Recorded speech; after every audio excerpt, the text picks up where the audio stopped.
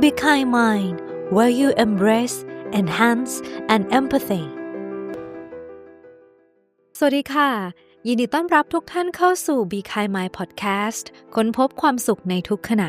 วันนี้เราจะชวนทุกท่านคุยกันถึงเรื่องสติค่ะซึ่งฟังดูแล้วบางท่านอาจจะรู้สึกว่าไม่มีอะไรแต่จริงๆแล้วเรื่องนี้เป็นเรื่องที่ลึกซึ้งที่สุดเรื่องหนึ่งในการใช้ชีวิตเลยนะคะถ้าเรามองในมุมมองของการปฏิบัติธรรมในเชิงพระพุทธศาสนาเนี่ยการฝึกสติถือได้ว่าเป็นรากฐานสำคัญที่สุดของการปฏิบัติกรรมฐานในขั้นต่อๆไปซึ่งถ้าเราถามว่าแล้วสติคืออะไรนะคะภาษาอังกฤษใช้คำว่า mindfulness นะสติคำนี้ไม่ใช่แค่การนั่งนิ่งๆหรือว่าหลับตาหายใจเข้าออกช้าๆอย่างนั้นนะคะแต่จริงๆแล้วสติคือการตื่นรู้ต่อปัจจุบันขณะซึ่งพระพุทธเจ้าท่านใช้คำว่าระลึกได้ค่ะคือการรู้ว่าตอนนี้เรากำลังคิดอะไรอยู่รู้สึกอะไรทำอะไรโดยที่เราไม่หลงไม่เผลอไม่ฟุ้งซ่านลองนึกภาพดูนะคะสมองเราคล้ายๆกับหน้าจอคอมพิวเตอร์เป็นเบราว์เซอร์ที่เปิดแท็บเอาไว้หลายๆแท็บเลยซึ่งสติเนี่ยคือการปิดแท็บที่ไม่จำเป็นแล้วก็มาโฟกัสอยู่ที่หน้าจอเดียวหน้าจอที่อยู่ตรงหน้าเราหน้าจอที่เรากำลังทำงานอยู่นะคะหรือกำลังดูอยู่ตรงนั้นนั่นเองซึ่งชีวิตแบบใน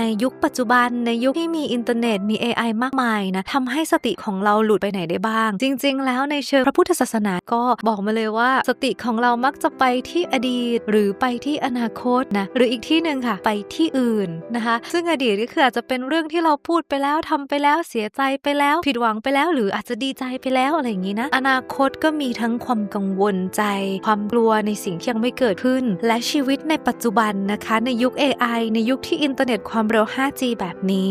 ทำให้สติของเราหลุดไปไหนได้บ้าง3ที่แค่ที่ไปบ่อยที่สุดอดีตเรื่องที่เราพูดไปแล้วทำไปแล้วเสียใจไปแล้วดีใจไปแล้วนะคะอนาคตคือความกังวลใจความกลัวการคาดการณ์ความไม่แน่ใจในสิ่งที่ยังไม่เกิดขึ้นและที่สติหลุดไปบ่อยที่สุดก็คือที่อื่นค่ะฟีดของคนอื่นเรื่องราวของคนอื่นโลกของคนอื่นไปอยู่ที่อื่นที่ไม่ใช่ปัจจุบันขณะตอนนี้นะคะลองถามตัวเองดูนะคะว่าเคยครั้งสุดท้ายแล้วกันที่เราทานข้าวโดยที่ไม่จับมือถือเลยตั้งใจรับประทานแล้วก็สัมผัสถึงรสชาติอาหารหรือเครื่องดื่มที่กำลังเข้าไปในตัวเราเนี่ยเรานานเท่าไหร่ล่ะที่เราไม่ได้อยู่กับปัจจุบันขณะแบบนั้นนะคะซึ่งการฝึกสติค่ะทุกท่านเราไม่จำเป็นว่าจะต้องไปวัดก็ได้ไม่จำเป็นต้องไปนุ่งขาวห่มขาวตลอดทุกครั้งก็ได้คือเรียกได้ว่าไม่จำเป็นต้องรอให้มีเวลาก่อนหรือไม่ต้องรอให้มีเครื่องมือไม่ต้องปิดมือถืออะไรเลยเพราะจริงๆแล้วเขาเริ่มได้ที่นี่ตอนนี้นะคะตัวอย่างค่ะวันนี้ก็มีเทคนิคเล็กๆมาฝากกันอย่างแรกเลยง่ายที่สุดคือการหายใจอย่างรู้ตัวค่ะคือทุกครั้งที่เราอาจจะรู้สึกสับสนหรือรู้แล้วว่าเรากำลังคิดไปที่อื่นใจเราไปอยู่ที่อื่นลองหยุดนิดนึงหายใจเข้าออกแล้วก็มองรู้สึกถึงลมหายใจของเราค่ะกำลังหายใจเข้าหายใจออกช้าๆสัก3ครั้ง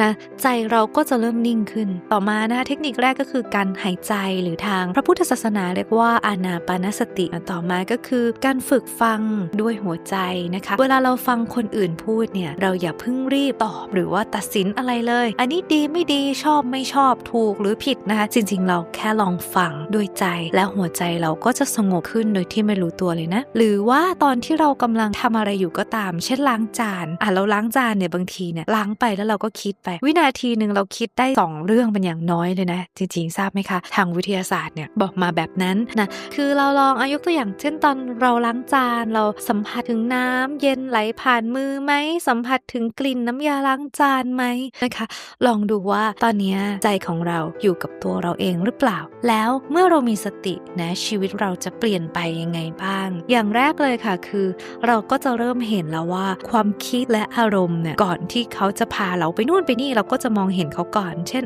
ตอนนี้อารมณ์ดีตอนนี้อารมณ์ไม่ดีหงุดหงิดสงสัยฟุ้งซ่า านหรือเรามีความคิดดีหรือไม่ดีอย่างไรเนี่ยเราก็จะมองเห็นเขาก่อนที่เขาจะส่งผลกระทบกับตัวเรานะเราก็จะเริ่มรู้แล้วว่าความทุกข์เนี่ยมันเริ่มจากที่ใจเรานะเราก็จะได้มองเห็นเขาก่อนนะคะแล้วเราจะได้เลือกได้ว่าเราจะตอบสนองกับสิ่งนั้นๆอย่างไรมันจะได้ไม่เป็นออโต้รีสปอนส์นะที่แบบมีความรู้สึกมาปั๊บแล้วก็ตอบไปทันทีเลยปั้งอย่างนี้อาจจะทำให้เกิดสถานการณ์หรือว่าส่งผลกระทบต่อบุคคลที่อยู่รอบข้างเราได้นะคะมีคนเคยเปรียบเทียบไว้ค่ะว่าสติคือสวิตช์ของใจนะเมื่อเปิดมืดแค่ไหนเราก็เริ่มมองเห็นโอ้โหคมมากเลยนะโอเคแล้วบางครั้งนะคะความทุกข์เนี่ยก็อาจจะไม่ได้เกิดมาจากสิ่งที่มันเป็นอยู่แต่มันเกิดจากใจเรานี่แหละค่ะที่อาจจะไม่รู้ด้วยซ้ำว่าใจเรากำลังทุกข์อยู่เรามองไม่เห็นเขานั่นเองนะคะแล้วเรามาลองมองกันในมุมมองเชิงจิตวิทยากันดูบ้างนะคือจริงๆแล้วคำว่า mindfulness หรือสติเนี่ยมีรากฐานมาจากแนวคิดทางพุทธศาสนาแต่ก็ได้รับการศึกษาอย่างจริงจังค่ะในจิตวิทยาสมัยใหม่โดยเฉพาะในสาขาของจิตวิทยาเชิงบำบัดนะคะ psychotherapy แล้วก็จิตวิทยาเชิงบวกด้วย positive psychology ด้วยนะคะซึ่งสติเนี่ยเกี่ยวข้องกันกับจิตวิทยายังไงนะคะคือเขาเป็นเครื่องมือการรู้เท่าทันตัวเองหรือว่า self awareness นะที่ได้รับการศึกษามากขึ้น